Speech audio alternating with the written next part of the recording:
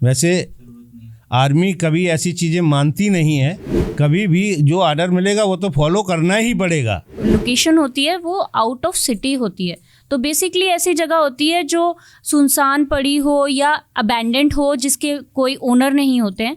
तो मैं काफ़ी दहशत में मैं घबरा गया और मैं वहाँ से भाग दिया।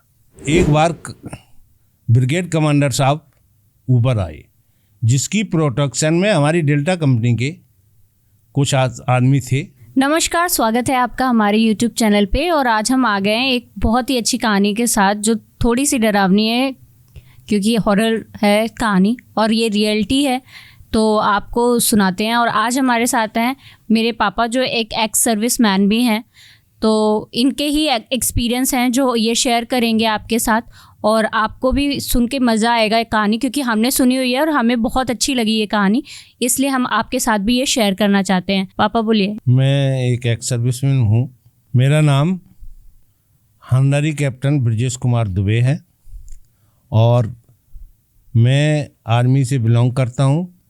अभी मैं रिटायर हो गया हूँ। और जब मैं सिपाही था तो मेरे समय में एक ऐसी घटना घटी जो मैं आप लोगों को के साथ शेयर करना चाहता हूँ। फौज के अंदर ऐसा मौका मिलता, कभी कभी कहीं ऐसी जगह पर जाना पड़ता है जो बहुत कठिन होती हैं और कभी कभी पर अच्छी जगह भी मिल जाती हैं। तो कुछ ना कुछ घटनाएं ऐसी होती रहती हैं जिसका मैं एक्सपीरियंस कुछ शेयर करना चाहता हूँ आप लोगों से। एक बार की बात है कि मैं उस टाइम सिपाही था और मैं मेघालय में शिलांग के नज़दीक एक जगह थी, अमरोई कैंट, उसमें मेरी पोस्टिंग थी और मैं वहाँ ड्यूटी करता था।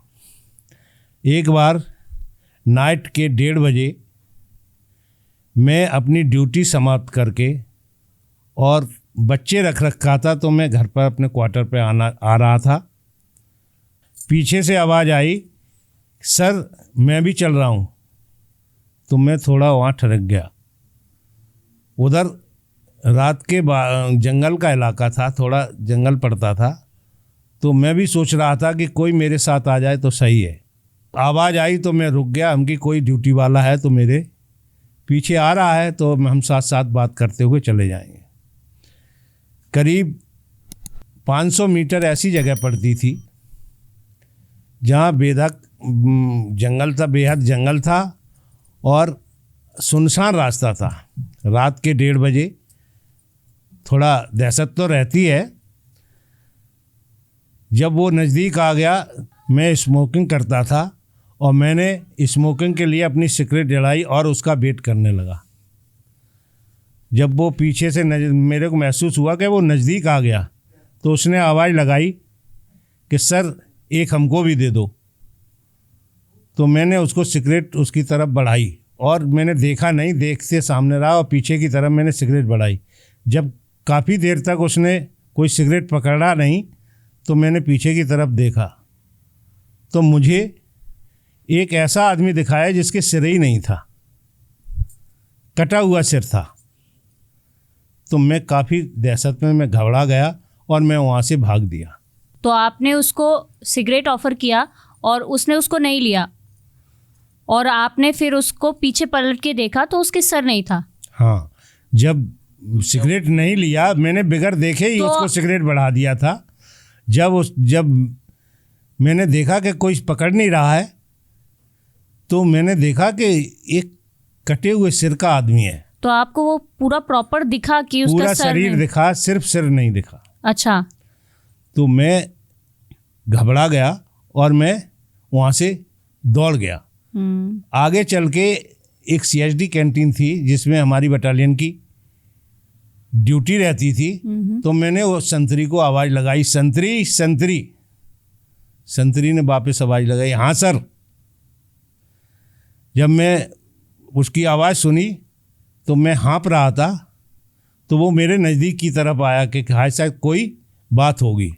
नज़दीक तरफ आए तो मेरे को साहस कुछ हुआ। धीरे धीरे चल के उसके पास पहुंचा, क्योंकि काफ़ी चढ़ाई थी तो मैं थोड़ा थक भी गया था। जब मैं उसके नज़दीक पहुंचा, बोला क्या हुआ सर, तो मैंने उसको कुछ नहीं बताया। हम कि नहीं तो ये हंसेगा और ये बोलेगा कि डर गए सर। तो मैं उसके पास थोड़ा वेट किया, सामने ही थोड़ी दूर पर मेरा क्वार्टर था, फिर मैं अपने क्वार्टर पे चला गया। और मैं आपको ये बता दूं, ये जो बात है, ये जो पापा कहानी हमारे बता रहे हैं, ये 93-94 के लमसम की है। हम लोग तब मेघालय में रहते थे और मेघालय पहाड़ों का एरिया है, हाइल्टी है वहाँ पे और अच्छा क्लाइमेट रहता है, लेकिन वहाँ पे ऐसी बहुत सारी घटनाएं बहुत सारे लोगों के साथ भी हुई हैं जिसके बारे में पहले शायद पापा को पता नहीं था, लेकिन बाद में धीरे धीरे ग्रेजुअली सबके साथ जब यही घटना होने लगी तो उनको पता चल गया और तब उन्होंने ये एक्सपीरियंस अपना हम लोगों के साथ शेयर किया। जब मैं दूसरे दिन यूनिट गया अपने पीटी में, तो मैंने किसी को कुछ बताया नहीं, इस वजह से कि जनता हंसेगी। लेकिन मैंने जब 2-3 दिन बाद फिर मैंने यही सुना है किसी के साथ कि कटे सिरवाला मिलता है यहाँ, तो फिर मैंने भी उनको शेयर किया कि मेरे को भी एक दिन मिला था। फिर धीरे धीरे पता चला कि यहाँ कोई ऐसी एक शक्ति है जो कटे हुए सिर की और रात को जो है किसी से कुछ मांगती है। इस वजह से फिर जो है सबको पता, फिर रात की ड्यूटी हम बंद कर दी है। रात को ड्यूटी पर वहीं सो जाते थे हम, कभी रात को वापस नहीं आए। हम क्या, कोई भी नहीं आता, आर्डर हो गया कि कोई भी रात के टाइम ड्यूटी पे वापस नहीं जाएगा। फिर हम लोग उसी यूनिट में सो जाते थे और सवेरे ही अपनी ड्यूटी समाप्त करके फिर सवेरे ही अपने घर पर आते थे। ये हमारा एक्सपीरियंस है। फिर मैंने अपने बच्चों को बताया कि ऐसा ऐसा मेरे साथ हो गया, फिर तो सारी यूनिट में ये खबर पहुंच गई कि ऐसे ऐसे यहाँ कोई है। तो ये किसी रीज़न से मिलता था सबको या ऐसे ही किसी को भी रात को मिल जाता था? बस कभी कभार सबको नहीं मिलता था, कभी कभार किसी न किसी को मिल जाता था, रोज नहीं मिलता था। पर्टिकुलर वही 12 से 2 बजे के बीच के टाइम में? हाँ, ये भी कह सकते हैं। उसी टाइम ड्यूटी फिनिश करके आदमी आता है तो उसी टाइम रात को मिलता है, या फिर 4 बजे आएगा सुबह, तो 4 बजे सुबह चहल पहल हो जाती, तो फिर ऐसा वारदात नहीं होती है। उसी टाइम जब 12 से 2 के बीच में जिसकी ड्यूटी ख़त्म होती है वही अपना आता है और उसी के साथ ये घटनाएं हुई। अच्छा पापा, आप हमें एक कहानी और बता रहे थे जो आपके यूनिट की थी। हाँ, वहीं की ये भी कहानी है, तो आप वो भी बताएंगे हमें? हाँ बताएंगे, वो भी वहीं की कहानी है। एक बार क्या हुआ कि जो आसाम में जो डिस्टर्ब था, तो वहाँ हम लोग IAS ड्यूटी के लिए पूरी यूनिट चली गई। उस टाइम हमको यहीं ड्यूटी पर छोड़ दिया गया कि आप यूनिट की ड्यूटी करोगे, और बाकी यूनिट हमारे मतलब कुछ आदमी छोड़ दिए गए, तो उसमें मैं भी शामिल था।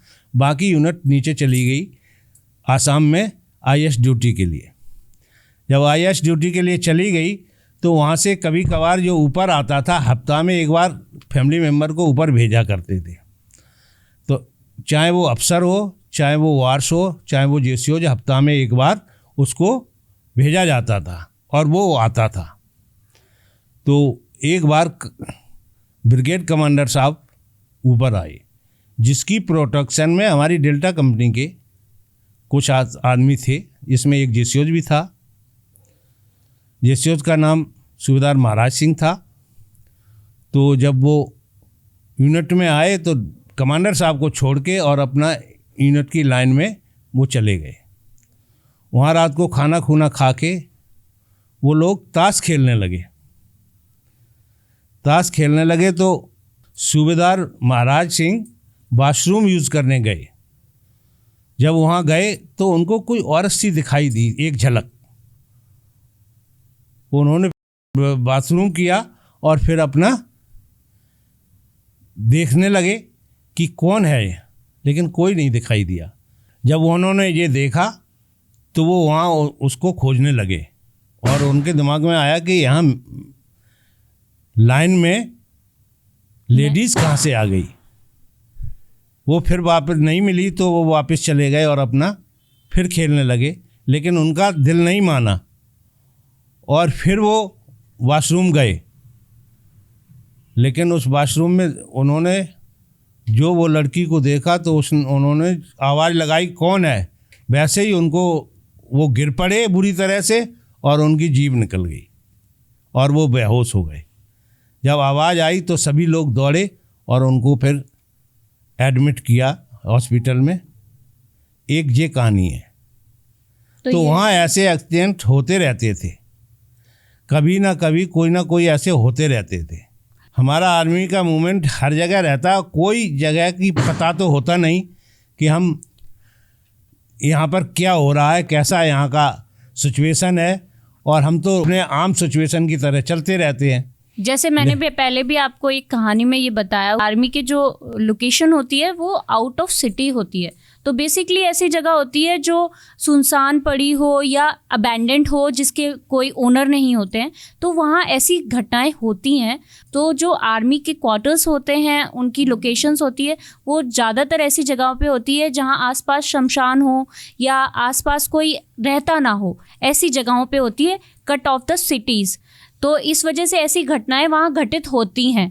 जब इसकी रिपोर्ट ऊपर तक लगी तो जो है फिर बोला कोई भी आदमी अकेला नहीं जाएगा कभी, वॉशरूम भी जाएगा तो साथ में जाएगा, बड्डी पेयर में जाएगा। फिर जो है सभी बड्डी पेयर में चलने लगे और रात को कोई भी अपने क्वार्टर पर नहीं आएगा और वहीं पर अपना रहेगा इकट्ठा।